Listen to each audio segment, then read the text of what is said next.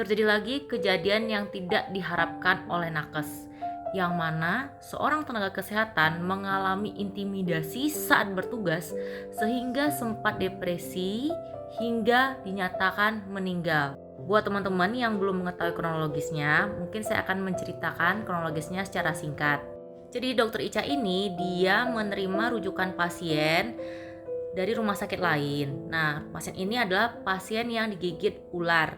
Nah, biasanya kalau pasien gigit ular itu dilakukan pemeriksaan dulu dan dilakukan konsultasi ke spesialis. Nah, dari hasil pemeriksaan dan konsultasi dari spesialis, dinyatakan kalau pasien ini belum membutuhkan sabu atau serum anti bisa ular. Dan dokter Ica ini sudah menjelaskan ke keluarga pasien. Namun, keluarga pasien ini tidak terima mengapa pasien tersebut tidak diberikan serum anti bisa ular, dan keluarga tersebut yang ternyata merupakan anggota DPRD itu menuntut dan marah-marah, dan katanya diduga juga mengintimidasi dokter Ica. Dan di artikelnya itu juga bisa membaca ya bahwa pasien korban gigitan ular tersebut kemudian menjalani perawatan di Rumah Sakit Leona hingga hari Senin 16 Juni 2026, dan pagi harinya pihak keluarga meminta pasien dipulangkan dari rumah sakit. Informasi yang diperoleh menyebutkan kondisi pasien saat ini telah sehat ya. Namun sementara itu info dari sejumlah rekan dan keluarga menyebutkan bahwa pasca peristiwa tersebut dokter Ica mengalami tekanan psikis, depresi sehingga kondisi kesehatannya menurun sebelum akhirnya meninggal dunia pada Jumat 26 Juni 2026. Sebelumnya juga kejadian ya di rumah sakit di Sumatera ya kalau nggak salah, yang dimana dokter penyakit dalamnya itu juga mengalami kekerasan yang ditarik paksa maskernya oleh keluarga pasien.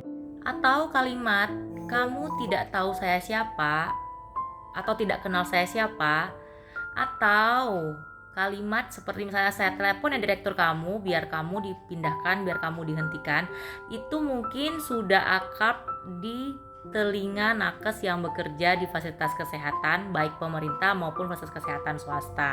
Terus juga beberapa waktu yang lalu juga pernah ada kejadian ada dokter atau perawat yang dipukul oleh keluarga pasiennya.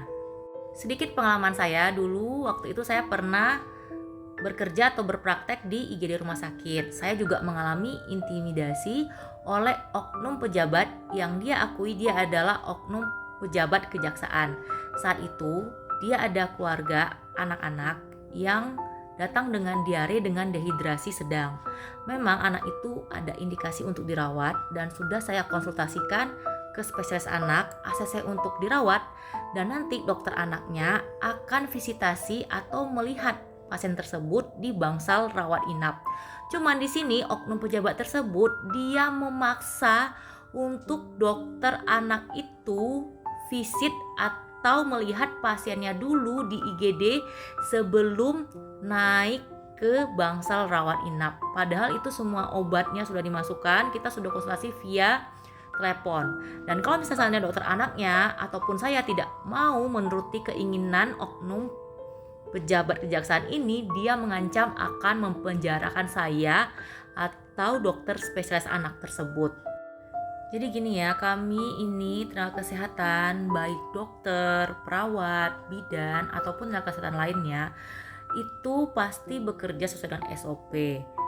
Untuk para oknum-oknum pejabat seperti ini, diharapkan tolonglah jangan malah mempersulit atau menambah beban pikiran kami. Sedangkan stresor kami sendiri itu bekerja di kesehatan ini termasuk itu menyangkut hidup dan mati seseorang loh sebetulnya gitu. Dan saya pengen harapkan juga dari pemerintah atau Kementerian Kesehatan sendiri, tolonglah bikin regulasi supaya kami tenaga kesehatan bisa bekerja dengan tenang dan terlindungi dari hal-hal yang tidak diharapkan, baik kekerasan verbal, kekerasan fisik, pengancaman ataupun intimidasi.